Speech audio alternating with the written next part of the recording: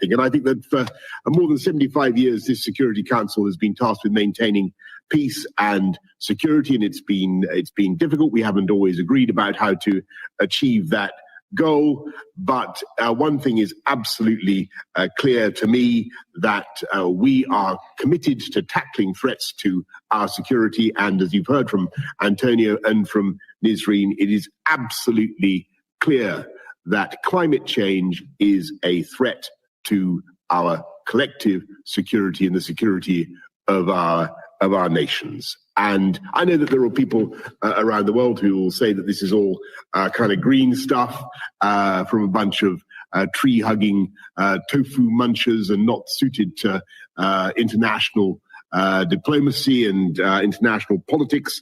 I couldn't disagree more profoundly. The causes of climate change we've got to address, but the effects, as you've heard from Nisreen, you've heard from Antonio in those speeches just now, are absolutely clear. Think of a young man forced onto the road when his home becomes a desert, one of 16 million people displaced every year as a result of weather-related disasters, and weather-related disasters that are associated with climate change. He goes to some camp, he becomes prey for violent extremists, people who radicalize him, and the effects of that radicalization are felt around the world.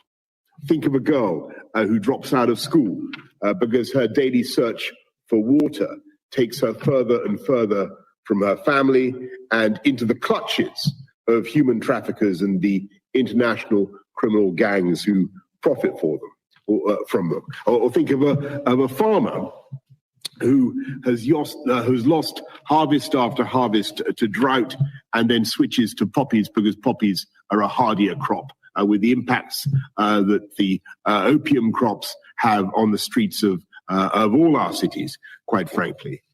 Or think of the impoverished and fragile nation whose government collapses when critical infrastructure is overwhelmed by increasingly frequent extreme weather of a kind that sends shockwaves of instability around the world. Now, if that kind of result in terms of political, economic, humanitarian impact, if that was being triggered by some kind of despotic warlord or civil war, then nobody would question the right and the duty of this UN Security Council to act. And therefore, it is not a subject that we can shy away from. This isn't, by the way, like so many of the issues that I know you confront, Antonio, this isn't some bafflingly complex diplomatic minuet. This isn't some modern equivalent of the Schleswig-Holstein question. Can you remember the answer to the Schleswig-Holstein question, Antonio? I bet you can. People know the answer to climate change, and they know how to tackle this crisis. And as Bill Gates put it in his new book, what we've got to do is go from 51 billion tons of greenhouse gas emissions each year to net zero. So the increase in global temperatures remains at manageable levels. And as we do so, we must support the more vulnerable and the fragile nations that are feeling the effects of climate change and help them to adapt and to build resilience. And that's what we're doing. So last year, we passed a law committing us in the UK to achieving net zero carbon emissions by 2050. And we've pledged to slash emissions by 68% by 2030. That's the steepest reduction for any major economy. And our climate finance commitments for the next 5 years, supporting the rest of the world to achieve this, stand at £11.6 billion. And ahead of the COP26 summit, we're going to be putting climate change firmly at the top of the agenda for our G7 presidency as well.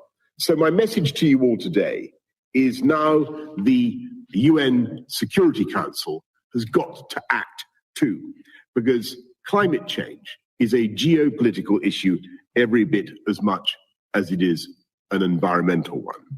And if this council is going to succeed in maintaining peace and security worldwide, then it's got to galvanize the whole range of UN agencies, organizations, and into a swift and effective response. If we don't act now, when will we act?